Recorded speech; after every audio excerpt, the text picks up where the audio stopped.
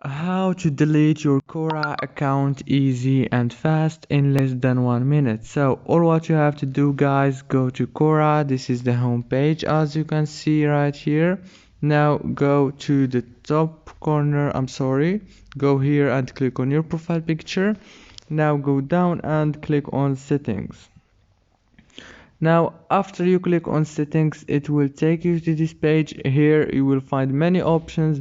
All what you have to do is choose the second one, click on privacy, and now here just go down and you will find the delete account option. All what you have to do now is click on it and enter your password and click done, and your account will be deleted easy and fast.